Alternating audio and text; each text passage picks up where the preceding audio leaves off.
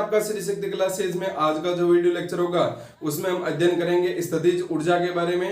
पिछला जो video lecture था उसमें हमने अध्ययन कर लिया था गतिज ऊर्जा और उससे संबंधित कुछ महत्वपूर्ण आंकिक प्रश्नों के बारे में। तो अभी हम शुरू करेंगे स्थितिज ऊर्जा। तो देखो स्थितिज ऊर्जा क्या है, स्थितिज ऊर्जा। तो स्थितिज ऊर्जा के बारे में हम पढ़ते हैं। देखो तो जैसे मैंने आपको कल बताया था, ठीक है, जब गतिज ऊर्जा पढ़ाई थी या कल से मतलब जो उससे पहले वाला वीडियो था उसमें मैंने बताया था गतिज और ऊर्जा और स्थितिज ऊर्जा के बारे में कि गतिज ऊर्जा वह ऊर्जा होती है जब कोई वस्तु गति करती है तब उसमें गतिज ऊर्जा आ जाती है, और जब भी कोई वस्तु स्थिर रहती है या स्थिर अवस्था में रहती है तब उसके अंदर कौन सी ऊर्जा आ जाती है, उसके अंदर आ जाती है स्थितिज ऊर्जा। ठीक है, तो उसी के पहले हम कुछ महत्वपूर्ण अध्ययन कर लेते हैं कि क्या स्थितिज ऊर्जा होती है। पहले इसकी परिभाषा ले लेता हूं मैं कि स्थितिज ऊर्जा क्या होती है।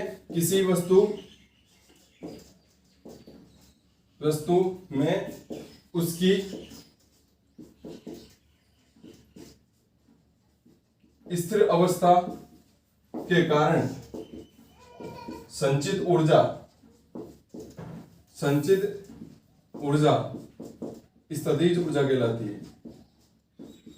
संचित ऊर्जा स्थितिज ऊर्जा कहलाती है। ठीक है, तो ये तो परिभाषा नॉर्मल सी बात है हमारे पास में कि स्थितिज ऊर्जा क्या होगी। ठीक है, अब देखो जो स्थितिज ऊर्जा होती है उसको हम दैनिक जीवन में किस प्रकार से समझे उसको। ठीक है, तो उसके लिए हम यहाँ पर क्या ले, एक स्प्रिंग को लेते हैं। ठीक है, क्या लेते हैं, एक स्प्रिंग को। तो एक स्प्रिंग ले ली हमने।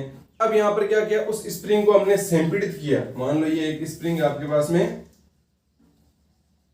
ये ऐसे दी, ठीक है, मूल स्थिति पर ऐसे दी। अब जैसे आप इस स्प्रिंग को संपीड़ित करोगे, संपीड़ित करने का मतलब दबाना, तो इस स्प्रिंग को आप दबाओगे तो क्या होगा, आपको पता है स्प्रिंग दबेगी। ठीक है, दबने के बाद में आप इसको क्या कर दोगे, छोड़ दोगे। छोड़ते ही वापस क्या आ जाएगी, अपनी पुनः जिस स्थिति में थी उसी स्थिति में आ जाएगी ना। जब संपीड़ित किया तब मान लो इस प्रकार से होगी। ठीक है, अब वापस इसको जब आप छोड़ोगे, यहाँ पर इस प्रकार छोड़ दिया आपने, हाथ से हटा दिया, तो वापस ये जो स्प्रिंग है इस जगह पर थोड़ी रहेगी, वापस अपनी मूल स्थिति पर आ जाएगी ना, आ जाएगी ना यहाँ पर। तो ये आप सोचो क्यों हो रहा है यहाँ पर, किस वजह से हो रहा है। आपको तो ये एक सीधी सी एक घटना लग रही है कि स्प्रिंग को दबाया वापस से आ गई। क्यों आ गई वापस, ये इसने गति की है, और बिना किसी के पास में ऊर्जा के कोई भी गति नहीं कर सकती। कोई भी वस्तु गति नहीं कर सकती ना, आपके पास में ऊर्जा है तभी आप गति कर पाते हो। कोई भी वस्तु, गाड़ी है तो मतलब जो आपकी कार है तो कार के पास में ऊर्जा होती है। कैसे मिलती है ऊर्जा उसको ऊर्जा मिलती है पेट्रोल डीजल से। ठीक है, पेट्रोल डीजल जलते हैं जिससे ऊर्जा उत्पन्न होती है। मतलब कोई भी वस्तु हो जाए, किसी भी वस्तु को ले लो आप, ठीक है, वो गति कब करेगी, जब उसके पास में ऊर्जा होगी। ठीक है, तो इसका मतलब है यहाँ पर इसके पास में, इस स्प्रिंग के पास में ऊर्जा आई। अब आई कैसे ऊर्जा, हमने क्या किया, इसको संपीड़ित किया। क्या किया था, हमने इसको संपीड़ित किया था। अब हुआ क्या यहाँ पर कि पहले मूल स्थिति पर थी स्प्रिंग, अब यहाँ पर हमने क्या किया, इस स्प्रिंग को पकड़ा और इसको ऐसे संपीड़ित किया। अब करने पर हम क्या कर रहे हैं, इसको दबा रहे हैं। इसका मतलब हम क्या कर रहे हैं, यहाँ पर बल लगा रहे हैं, भाई स्प्रिंग पर हम बल लगा रहे हैं, और साथ साथ में हम क्या कर रहे हैं, स्प्रिंग में विस्थापन भी कर रहे हैं। अब आप स्प्रिंग को ऐसे पकड़ दो और उस पर केवल इस प्रकार से हाथ इसको ऐसे थामे रखो और उसको दबाओ मत, तो यहाँ पर आप क्या करोगे, कार्य कर पाओगे, कार्य करोगे आप, नहीं करोगे। तो इसका मतलब आप स्प्रिंग को दबा रहे हो, उसमें बल भी लगा रहे हो, साथ साथ में उसका विस्थापन भी वो भी क्या हो रहा है, परिवर्तित हो रहा है। फिर आपने क्या कर दिया, एक स्थिति पर उसको क्या कर दिया, यहाँ पर रोक दिया। रोकते यहाँ पर हुआ क्या, आपने जो यहां से यहां तक दबाने में जो यहाँ पर आपने कार्य किया है, तो आपकी ऊर्जा में क्या हुई है, हानि हुई है। अब ऊर्जा में होने का मतलब ये थोड़ी है कि ऊर्जा नष्ट होगी, नहीं। ऊर्जा में हानि होने का मतलब जो आपके द्वारा किया गया कार्य है वो किस में संचित हो गया। जैसे आपने स्प्रिंग को दबाया तो उसकी सारी की सारी रोक दिया, दबा कर रोक दिया, तो वो सारा का सारा कार्य वो उस स्प्रिंग की स्थितिज ऊर्जा के रूप में संचित हो गया। किसके रूप में संचित हो गया, स्प्रिंग की स्थितिज ऊर्जा के रूप में संचित हो गया। इसी स्थितिज ऊर्जा के कारण जैसे आप हाथ हटाते हो तो इसी ऊर्जा के कारण वापस स्प्रिंग अपने पुनः मूल स्थिति पर आ जाती है। समझ गए आप। ठीक है, तो यही कारण होता है आपका कि कोई भी स्प्रिंग दबाते हैं या फिर इसको ऐसे विस्तारित करेंगे, मतलब स्प्रिंग को क्या करेंगे, फैलाएंगे। तो स्प्रिंग को फैलाएंगे तब भी हम क्या करेंगे, स्प्रिंग को ऐसे फैला रहे हैं, इसका मतलब हम बल लगा रहे हैं और साथ में क्या कर रहे हैं, विस्थापन भी कर रहे हैं। मतलब जैसे हमने इसको फैलाकर छोड़ दिया एक जगह पर, ऐसे रोक दिया एक बार, तो यहाँ पर जो आपके द्वारा किया गया कार्य वो सारा किसमें हो जाएगा, स्थितिज ऊर्जा में संचित हो जाएगा।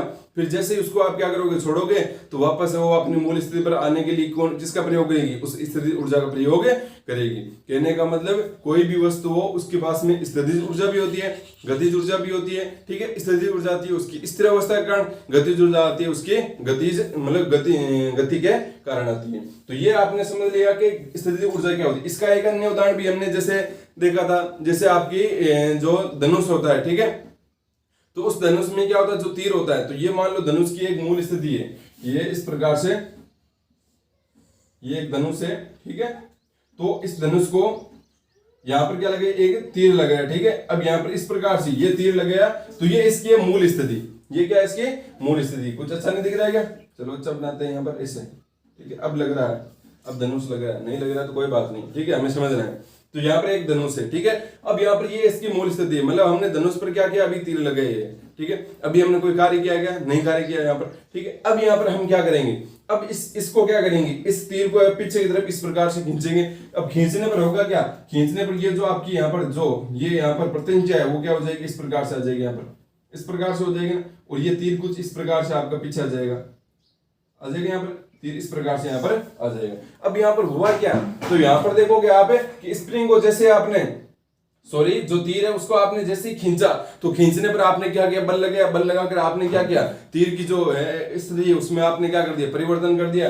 तीर की स्थिति में परिवर्तन हो गया, इसका मतलब यहाँ पर क्या हुआ, यहाँ पर तीर की स्थिति में परिवर्तन हो गया, और आपने यहाँ पर लाकर इसको क्या कर दिया, रोक दिया। रोकते यहाँ पर क्या हो गया, आपके द्वारा जो किया गया कार्य वो किसमें संचित हो गया, स्थितिज ऊर्जा में संचित हो गया। अब जैसे ही आप इसको छोड़ोगे, तो छोड़ते ही क्या होगा, जो वापस सारी की सारी स्थितिज ऊर्जा है वो स्प्रिंग की, वो सारी की सारी किसमें बदल जाएगी, गतिज ऊर्जा में बदल जाएगी, और वापस से ये आगे जाएगा। अब यहाँ पर जो तीर है, तीर के पास में ऊर्जा ज्यादा रहेगी, इसलिए वो ज्यादा आगे चली जाएगी, और जो प्रत्यंचा है वो अपनी जगह पर मूल स्थिति पर आ जाएगी, ठीक है।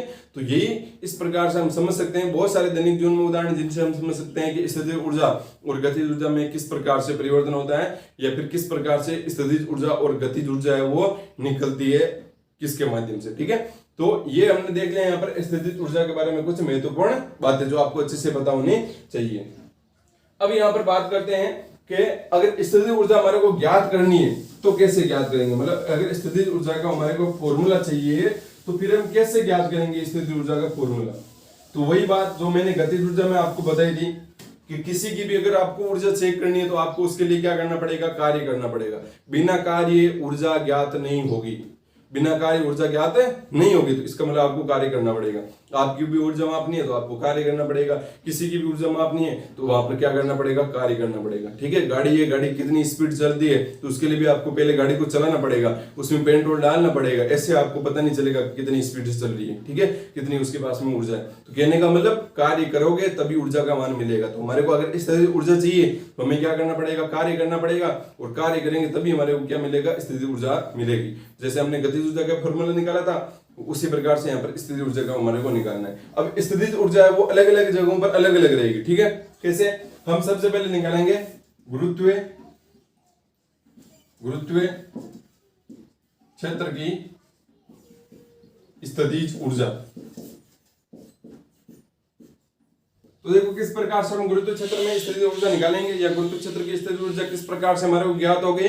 तो उसके लिए हम क्या करेंगे, वस्तु को, क्योंकि गुरुत्व क्षेत्र की बात हो रही है, इसका मतलब गुरुत्वाकर्षण बल लगेगा, या जो भी गुरुत्व त्वरण होगा, जो भी गुरुत्व बल लगेगा, इसका मतलब वस्तु को हमें क्या करना है, वस्तु को हमें ऊर्ध्वाधर ऊपर लेकर जाना है, ठीक है, या फिर नीचे लेकर आना है, जो भी कार्य कर, मतलब कहने का मतलब हमारे को इस प्रकार से ऊर्ध्वाधर कार्य करना है, तभी वहां पर क्या मिलेगी, गुरुत्व क्षेत्र की स्थितिज ऊर्जा है वो मिलेगी, ठीक है। तो किस प्रकार से निकालेंगे, तो उसके लिए हम यहाँ पर क्या करेंगे, एक लेंगे m द्रव्यमान का कोई भी वस्तु, ठीक है, जो सतह पर स्थित है, और उस m द्रव्यमान की वस्तु को हम क्या करेंगे, उस m द्रव्यमान की वस्तु को लेकर जाएंगे h हाइट पर, ठीक है, h ऊंचाई पर। इस m द्रव्यमान की वस्तु को हम लेकर गए h ऊंचाई पर लेकर गए, किस तरीके से, सतह से, सरफेस से, ठीक है, सतह से इस m द्रव्यमान की वस्तु को हमें कहां पर लेकर गए, h ऊंचाई पर लेकर गए। तो क्या हमें यहाँ पर कार्य करना पड़ा कि नहीं करना पड़ा ना।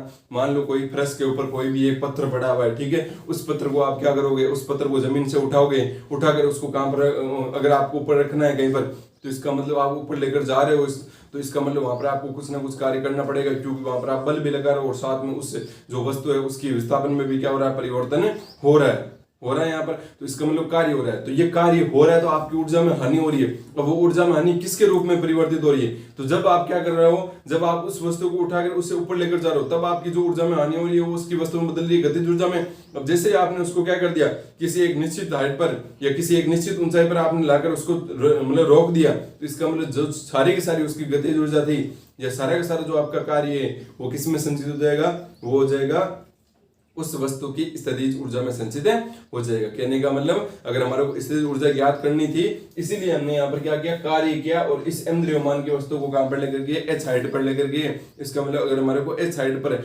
किया गया कार्य मिल जाएगा तो इसका मतलब हमारे को क्या मिल जाएगी, स्थितिज ऊर्जा वो मिल जाएगी यहाँ पर। अब किया गया कार्य क्या होता है, W बराबर होता है आपका एफ एस कोस थीटा होता है। तो किस प्रकार से यहाँ पर निकालेंगे तो उसके लिए देखते हैं। अब देखो मैंने बताया था आपको कि आपको हमेशा ध्यान में रखना है, क्या ध्यान में रखना है कि कोई भी m द्रव्यमान की वस्तु हो जिसका द्रव्यमान हो उस पर नीचे की तरफ सदैव एक बल लगता है जो होता है F बराबर mg होता है। क्लियर है। जब भी वस्तु क्षैतिज दिशा में गति करती है या क्षैतिज दिशा में चलती है तो उस पर एक बल लगता है जो होता है F बराबर ma होता है। क्या होता है, F बराबर एक तो होता है ma और एक होता है F बराबर mg कब लगता है, जब वस्तु कैसे गति करती है, ऊर्ध्वाधर गति करती है। और ma कब लगता है, जब वस्तु कैसे गति करती है, क्षैतिज गति करती है। ठीक है। g आपका फिक्स होता है 9.8 मीटर प्रति सेकंड स्क्वायर, जबकि a है वो फिक्स नहीं होता है। ठीक है। त्वरण है, क्षैतिज दिशा में त्वरण फिक्स नहीं होता है क्योंकि क्षैतिज दिशा में बल फिक्स नहीं रहता है। ऊर्ध्वाधर दिशा में बल फिक्स रहेगा, पृथ्वी का गुरुत्वाकर्षण बल फिक्स रहेगा। इस वजह से यहाँ पर है वो क्या होगा, ये जो गुरुत्वीय त्वरण है वो आपका फिक्स रहता है 9.8 मीटर प्रति सेकंड स्क्वायर।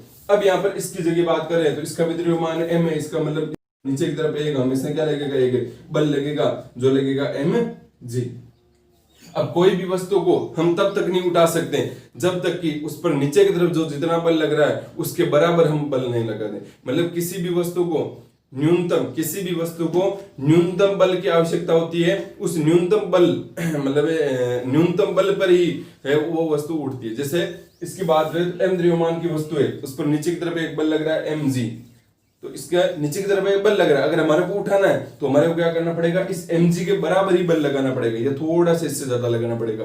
तो mg के बराबर ही इससे थोड़ा सा ज्यादा लगाएंगे तभी ये वस्तु ऊपर उठ पाएगी, नहीं तो ये ऊपर उठना नहीं पाएगी। एग्जांपल के लिए देखो, मान लो अगर मैं ले लो F बराबर 1 न्यूटन, मतलब नीचे की तरफ बल लग रहा है आपका 1 न्यूटन, क्योंकि इसका भार है, भार की वजह से पृथ्वी इसको अपनी ओर खींच रही है, ये सतह इसको अपनी ओर खींच रही है। कितने बल से, 1 न्यूटन बल से खींच रही है। ठीक है। अब ये वस्तु नीचे है, यहाँ पर धरातल के ऊपर ये समझो।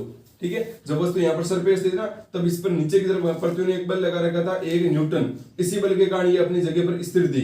ठीक है। अगर ये बल नहीं लगता तो वस्तु तो ऐसे उड़ती जाती ना। तो इसका मतलब नीचे की तरफ एक बल लग रहा है आपका 1 न्यूटन लग रहा है, तो इसका मतलब अगर यहाँ पर क्या होगा, ऊपर की तरफ एक बल लग जाए, ऊपर की तरफ अगर एक बल लग जाए एक बराबर 1 न्यूटन या इससे थोड़ा से ज्यादा, मान लो यह बराबर 1 न्यूटन। ठीक है। अगर एक बराबर 1 न्यूटन बल लगा देंगे तो यहाँ पर ये वस्तु क्या हो जाएगी, ऊपर उठ जाएगी। जब तक 1 न्यूटन बल नहीं होगा तब तक यहाँ पर है वो क्या नहीं होगा, ये वस्तु नहीं उठेगी। अब आप जैसे मान लो एक छोटे पत्थर को उठा सकते हो, काफी बड़ा पत्थर है आप उसको नहीं उठा सकते। क्यों नहीं उठा सकते हो, क्योंकि उसका भार ज्यादा होने की वजह से पृथ्वी उसको ज्यादा बल से खींच रही है। अब उतना बल आप लगा नहीं पाते हो, और जितना बल अगर आप लगाओगे नहीं तो उस पत्थर को आप नहीं उठा पाओगे। जबकि जो क्रेन वगैरह है बाकी जो है वो उसको उठा सकती है। क्यों उठा सकती है, क्योंकि वहां पर उनका बल है वो उसके जो नीचे की तरफ बल लग रहा है उससे क्या हो जाएगा, बराबर हो जाएगा। इससे वो वस्तु है जो भी है पत्थर वगैरह वो उठ जाएगा। तो जितनी भी चीजें हैं उन सब में क्या लगती है आपकी, यहाँ पर भौतिकी लगती है, फिजिक्स लगती है। तो आपको हर चीज को है वो अच्छे से समझना है कि क्या चीज यहाँ पर हो रही है। तो यहाँ पर आपको समझ में आ गया होगा कि नीचे की तरफ एक वस्तु है उस पर हमेशा सदैव एक नीचे की तरफ एक बल लगता है mg बल लगता है। अगर हमारे को इस वस्तु को ऊपर की तरफ उठाना है तो इसका मतलब हमारे को भी कितना बल लगाना पड़ेगा, ऊपर की तरफ mg बल लगाना पड़ेगा। मतलब ऊपर की तरफ mg बल लगाएंगे तभी ये वस्तु है वो उठेगी। अब यहाँ पर बात कर लेते हैं कि कितना कार्य किया हमने, कितना कार्य किया है। तो हमारा यहाँ पर W बराबर क्या होता है, W बराबर होता है fs cos theta, fs cos theta, ये होता है कार्य। तो W बराबर f क्या है, बल। अब बल कितना लगाना पड़ेगा बताओ, नीचे की तरफ जितना बल लग रहा है उतना ही हमारे को ऊपर बल लगाना पड़ेगा। नीचे की तरफ जितना बल लग रहा है उतना ही हमारे को ऊपर बल लगाना पड़ेगा, तभी वस्तु है अपनी धरातल से ऊपर उठेगी और यहाँ तक आएगी, साइड पर आएगी। इसका मतलब यहाँ पर बल आपका लग रहा है mg। कोई इसमें डाउट है क्या, आप सोचोगे कि बल तो नीचे mg की तरफ लग रहा है, नहीं, बल हम ऊपर की तरफ लगा रहे हैं। mg तो ये दर्शाया गया है कि ये इस वस्तु पर पृथ्वी इतना बल लगा रही है। अगर हमारे को इसको ऊपर उठाना है तो इसका मतलब हमारे को कार्य करना है, इसके ऊपर भी हमारे को बल कितना लगाना पड़ेगा, mg बल ही लगाना पड़ेगा। इनटू यहाँ पर क्या s क्या है, विस्थापन। अब इस वस्तु में हमने कितना विस्थापन किया है, इस वस्तु में हमने किया है h विस्थापन। कितना विस्थापन किया है, h विस्थापन। अब बात कर लेते हैं cos थीटा। cos थीटा क्या है, तो यहाँ पर देखो थीटा क्या होता है, बल और विस्थापन के मध्य कोण। विस्थापन कैसे हो रहा है, ऊपर हो रहा है। बल कैसे लग रहा है, नीचे।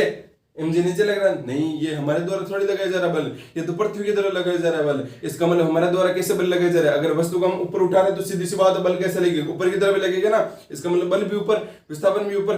थीटा कितना? 0 डिग्री। cos 0 डिग्री का मान कितना होता है? 1 होता है। इसका मतलब यहाँ पर क्या आ जाएगा? इनटू 1 आ जाएगा। तो W बराबर आ गया आपके पास में mgh। और ये किया गया कार्य किसमें संचित हो जाएगा? ये किया गया कार्य संचित हो जाएगा स्थितिज ऊर्जा में। किसमें संचित हो जाएगा? स्थितिज ऊर्जा में। और स्थितिज ऊर्जा को प्रदर्शित करते हैं U से, तो U बराबर आ जाएगा mgh। U बराबर क्या आ जाएगा? mgh। तो आपको समझ में आ गया होगा कि स्थितिज ऊर्जा को हमने किस प्रकार से यहाँ पर ज्ञात किया है। U बराबर आ गया आपका mgh। और ये क्या है? ये आ गया आपका गुरुत्वीय क्षेत्र में किया गया कार्य। इसके बारे में हम पीछे भी अध्ययन कर चुके हैं कि गुरुत्वीय क्षेत्र में कितना कार्य होता है? mgh होता है ना। बिल्कुल आसान है। बल का मान रखो mg इंटू विस्थापन कितना किया? h किया है, तो ये आ गया आपका mgh। ये क्या होता है? आपका गुरुत्वीय क्षेत्र में स्थितिज ऊर्जा। ये आपकी गुरुत्वीय क्षेत्र में स्थितिज ऊर्जा होती है। ठीक है। अब यहाँ पर एक बात और है, जैसे कि गुरुत्वीय जो स्थितिज ऊर्जा है वो इस बात पर निर्भर नहीं करती है कि आप किस प्रकार से इस m द्रव्यमान की वस्तु को h हाइट पर लेकर गए। आप कैसे भी लेकर जाओ, इसको यहाँ पर ऐसे लेकर जाओ, कैसे भी लेकर जाओ, अगर ये यहाँ पर पृथ्वी से h हाइट पर है ना, इसका मतलब h हाइट पर जो स्थितिज ऊर्जा होगी ना वो इतनी होगी। मतलब ये जो स्थितिज ऊर्जा है वो पथ पर निर्भर नहीं करती है कि आप इसको इस प्रकार से आप पत्र को उठाओ, आप वहां पर लेकर जाओ, फिर यहाँ पर लेकर जाओ, फिर यहाँ पर लेकर जाओ, फिर यहाँ पर लेकर आओ। मतलब आपका जो लक्ष्य है वो यहाँ पर लाने का पत्र को, तो या तो आप सीधे लेकर आओ या फिर इसको घुमा कर कहीं से भी लेकर आओ। अगर आपने यहाँ पर रख दिया तो स्थितिज ऊर्जा निर्भर करेगी कि ये पृथ्वी से सतह से कितनी ऊंचाई पर आएगा, उसी बात पर निर्भर करेगी। ये इस बात पर निर्भर नहीं करेगी कि आप उस वस्तु को कैसे किस पथ पर लेकर आए हो। तो ये भी एक इंपॉर्टेंट बात है जो आपको ध्यान में रखनी है। इसके बाद में जो अगला आपका टॉपिक रहेगा कि सरल लोलक की स्थितिज ऊर्जा, उसको हम अगले वीडियो लेक्चर में कवर करेंगे। तब तक आप इसको अच्छे से अध्ययन कर लो।